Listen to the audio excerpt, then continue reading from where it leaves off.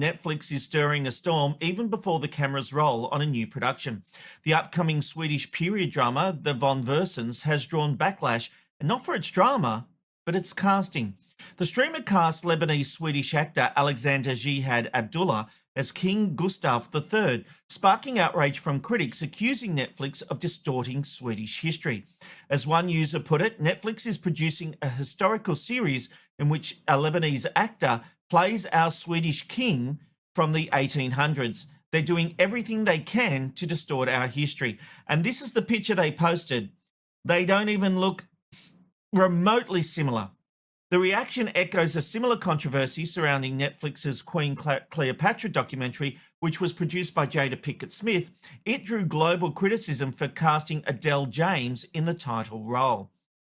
This is an ongoing issue.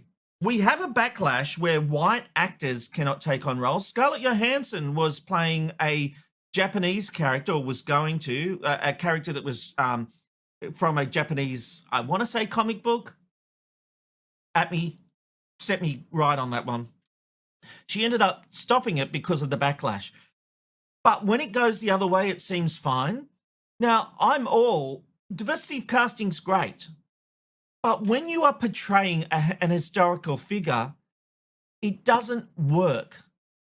Now, Doctor Who recently did it with Sir Isaac Newton. They had an Indian actor playing Sir Isaac Newton. Is there anyone who thinks Isaac Newton had skin that colour? Now, other people will turn around and say, hang on, Rob, you're watching a show where a guy gets in a police box that's bigger on the inside and travels through time and space, but you're taking issue with the colour of someone's skin because it doesn't match the historical references we have for that person? Yes, because when we enter a world, there's a thing called suspension of disbelief. We watch Superman and we believe a man can fly. We don't sit there the whole time saying, well, a man can't fly. I'm not getting into this story. We go with it. We suspend our disbelief. When we watch Doctor Who, we suspend our disbelief that there's a person who can regenerate their body, who can travel in a police box, who can go to any part of the world. But when they then deal with historical figures and make a white person black or of color, it pulls you out. And suddenly that suspension of disbelief has gone. You're disbelieving it because you're sitting there thinking, Isaac Newton wasn't darker. That wasn't Indian. You know, it is something you have to consider. There are levels. Now, if you were doing a character now or in the future who wasn't a famous person, then it's not a problem. And it's like this other Netflix production. It is historical who you are portraying. And I don't get this idea of rewriting history. It's like when we now go back and do historical period pieces in England and there have to be all these black people. The fact is there weren't. There weren't. It's not a criticism of black people. It's not me saying, oh, black people shouldn't be in television or movies. It's not reflective of the time. And we have to accept that a period, a history, should be properly reflective for all its flaws. You know, it would be like doing a movie back in time where slavery didn't exist in America and the plantations were done by all colours of people. It's not historically accurate. And you can do films that are not historically accurate when you reimagine them.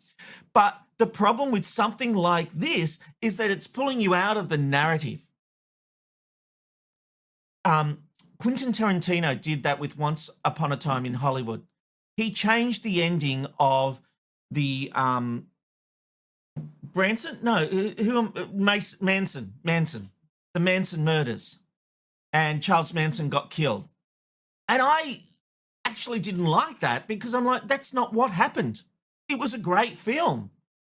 But I was pulled completely out of it. And there were things along the way I went going, is that right? Because I expected something that's dealing with history to be reflective of what actually happened. So I stopped suspending my disbelief. Any movie maker can do what they want. But when these things fail, Quentin Tarantino aside, because I think that was actually a box office success, But when people fight back, it's not people being racist to say Isaac Newton wasn't Indian. It's not racist to say, sorry, I'm looking down to see what the King Gustav III wasn't of Lebanese descent and didn't look Lebanese. You see that picture? He was white as a ghost. Is this guy going to white up? No, of course not. But you're asking us to suspend our disbelief when we watch these shows. And when it doesn't work, you then say everyone's racist. No, just don't treat us with contempt. Fun, insightful interviews from a washed-up producer with nothing to lose. Night tonight, McKnight tonight, McKnight tonight. It's good.